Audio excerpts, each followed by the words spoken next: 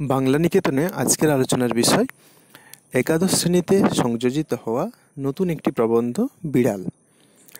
এই প্রবন্ধটি বঙ্কিমচন্দ্র চট্টোপাধ্যায়ের লেখা এক অন্যতম গ্রন্থ কমলাকান্তের দপ্তর থেকে নেওয়া হয়েছে।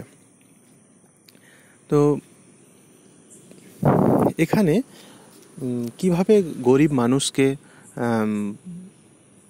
চোরে পরিণত করা হয়, চোর অপবাদ দেওয়া হয়, হ্যাঁ, তো অথচ তাদের দোষের থেকে বেশি অপরাধী কিন্তু বড় লোকেরাই, এটাই দেখানো হয়েছে। তো তিনটি পার্টে বিভক্ত এই প্রবন্ধটির প্রথম পার্টটি আমি আজকে আলোচনা করব, কিছুটা বিশ্লেষণ করারও চেষ্টা করব। তো প্রথমেই আসি, মূল পাঠে আমরা দেখতে পাচ্ছি তখনও রাত্রের খাবার রেডি হয়নি, তাই কমলাকান্ত কী করছেন, তিনি একটি চৌকিতে বসে ঝিমোচ্ছিলেন, হাতে তার হুঁকো রয়েছে। এমন সময় প্রসন্ন এসে এক গ্লাস দুধ দিয়ে যায়। তো দিয়ে চলে যাওয়ার পর কমলাকান্ত ভাবছেন যে যদি তিনি নেপোলিয়ন হতেন, হয়তোবা ওয়াটারলুর যুদ্ধ, যেটা হেরে গিয়েছিলেন নেপোলিয়ন, সেটাতে তিনি জিতে যেতে পারতেন। তো এক্ষেত্রে বলে রাখি, নেপোলিয়ন কে ছিলেন না, নেপোলিয়ন ছিলেন ফরাসি সম্রাট। ফরাসি বিপ্লবের পর তিনি ফ্রান্সের ক্ষমতা দখল করেছিলেন। তারপর তিনি সমগ্র ইউরোপে তার ক্ষমতা বিস্তার করলেও শুধুমাত্র ইংল্যান্ডে তিনি তার ক্ষমতা বিস্তার করতে পারেননি, এবং অবশেষে ডিউক ওয়েলিংটনের কাছে তিনি ওয়াটারলুর যুদ্ধে হেরে যান এবং তাকে একটা দ্বীপে নির্বাসন দেওয়া হয়। সেই দ্বীপে তিনি আমৃত্যু তিনি সেখানেই ছিলেন এবং শেষে কর্কট রোগে তিনি আক্রান্ত হয়ে মারা যান। তো কমলাকান্ত ভাবছেন, তিনি যদি এই নেপোলিয়ন হতেন, হয়তো বা তিনি যুদ্ধটা জিতে যেতে পারতেন। এমন সময় সেখানে একটি বিড়াল ম্যাও করে উঠল। তো তখন ওই ঘুমন্ত অবস্থাতেই প্রাবন্ধিকের অর্থাৎ কমলাকান্তের মনে হলো হয়তো বা ডিউক এসেছে তার বাকি যে পাওনা সেটা আদায় করতে। তো তিনি ভাবছেন যে না, ডিউককে অনেক অর্থ দেওয়া হয়ে গেছে, অনেক উপহার দেওয়া হয়ে গেছে, আর ডিউকের কিছু প্রাপ্য থাকতে পারে না। তো এমন সময় তিনি দেখলেন প্রসন্ন তাকে যে দুধ দিয়ে গেছিল, সেই দুধটা সাবাড় করে ফেলেছে সেই বিড়ালটি। তখন তিনি কি করলেন, তিনি মনে মনে ভাবলেন যে ঠিক আছে, খেয়েছে, দুধ তো তার নয়, দুধ দুয়েছে প্রসন্ন, আর দুধ হচ্ছে মঙ্গলার দুধ, দুয়েছে প্রসন্ন, তাই সেটা তার নয় দুধ, অতএব রাগের কোনো কারণ নেই।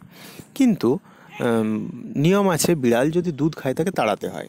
তাকে যদি না তাড়ানো হয় তাহলে কি হয় না, মানব সমাজে একটা কলঙ্ক রটে যেতে পারে, যে কাপুরুষ বলে একটা কলঙ্ক রটে যেতে পারে।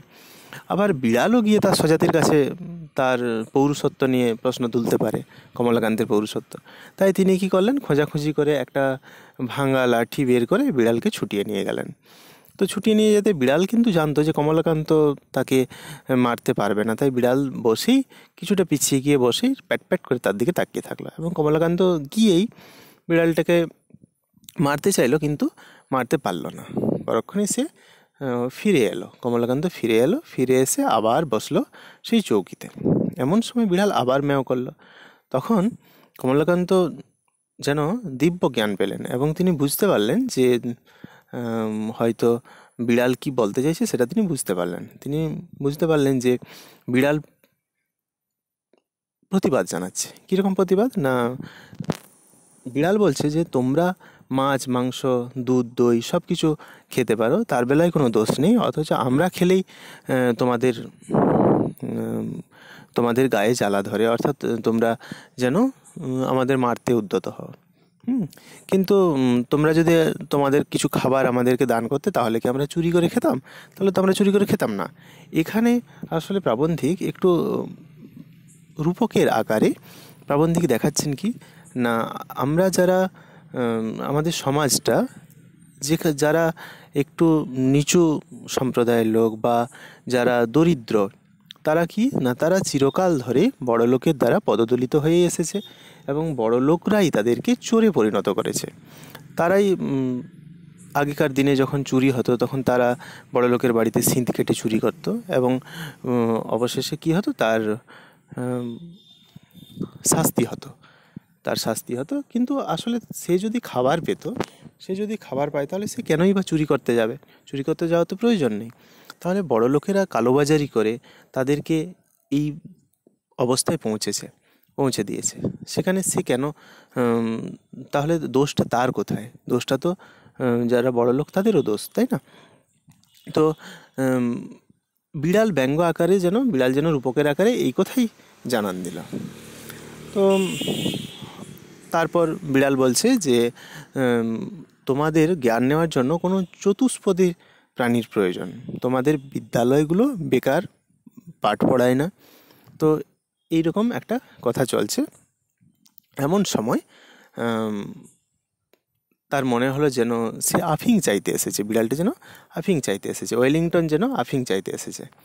আফিং কি না, আফিং হচ্ছে পোস্ত দানা থেকে তৈরি এক প্রকার মাদক জাতীয় দ্রব্য।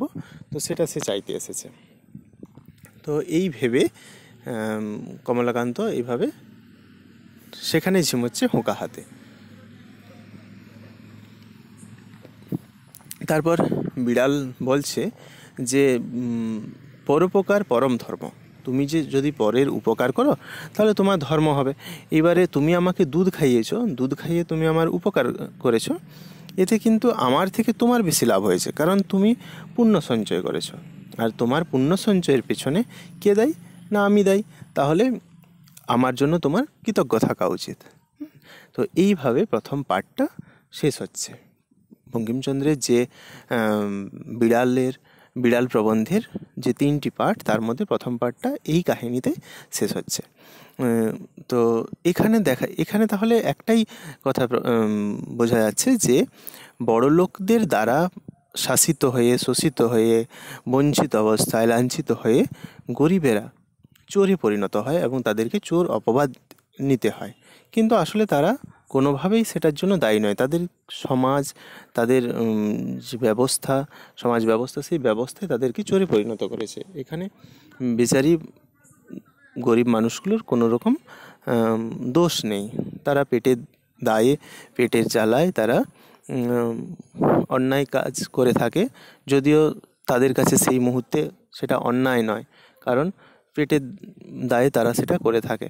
কিন্তু বিচারের কাঠগড়ায় তাদেরকে দোষী সাব্যস্ত করা হয় এবং চোর অপবাদ দেওয়া হয়। এক্ষেত্রে একটা গল্প বলা যেতে পারে। একটা 4জন চোর ছিল। তো সেই চোর ধরা পড়ায় কী হলো না, বিচার হবে। তো বিচারে 3জন চোরকে প্রথমে মেরে ফেলা হলো। তারপর চতুর্থ চোরকে যখন মারা হবে তখন চতুর্থ চোর বলল যে প্রভু, আমার কাছে একটা কী রয়েছে না, আমি একটা বড় চাষ জানি। সেই চাষটা আমি আমার ভেতরে যে শিক্ষাটা আছে, সেই শিক্ষাটা আমি শিখিয়ে যেতে চাই মারা যাওয়ার আগে। তাহলে রাজা বলছে, কি শিক্ষা দাও? সে বলল যে কয়েকদিন পরে সে শিক্ষাটা দেবে। এবং যখন সে শিক্ষাটা দিতে গেল তখন সে বলল যে কেউ যদি এই চাষটা সেই করতে পারবে যে জীবনে কোনোদিনও চুরি করেনি, এবারে দেখা গেল যে রাজাও বলছে ছোটোবেলায় সে চুরি করেছে। তখন মন্ত্রীর কাছে যাওয়া হলো, মন্ত্রী বলছে হ্যাঁ, সেও ছোটোবেলায় চুরি করেছে। সেনাপতিও বলল হ্যাঁ, সেও একসময় চুরি করেছে। চুরি বলতে তারা কেউ বাবার পকেট থেকে, কেউ ভাঁড় থেকে, কেউ বিভিন্ন খাবার চুরি করেছে। তাহলে দেখা গেল সবাই চুরি করেছে। তো তখন সেই চোর বলল, যে চোরকে শাস্তি দেওয়া হয়েছিল, সেই চোর বলল সবাই যদি চুরি করে থাকে তাহলে তাদের শাস্তি হলো না, অথচ আমি চুরি করায় আমার মৃত্যুদণ্ড হবে। এ কেমন বিচার? তারপর সেই চোরকে ছেড়ে দেওয়া হলো। তো ব্যাপারটা ঠিক এইরকমই, যে এখানে সবাই চুরি করে। যেসব বড় লোকরা যারা কালোবাজারি করছে তারা চুরি করছে, সেটাও তো এক প্রকার চুরির থেকেও বড় বলা যেতে পারে ডাকাতি। অথচ শাস্তি কাদের দেওয়া হবে? শাস্তি দেওয়া হবে সেই গরিব মানুষদের, তাদের উপরেই খাড়ার ঘা যেন নেমে আসে।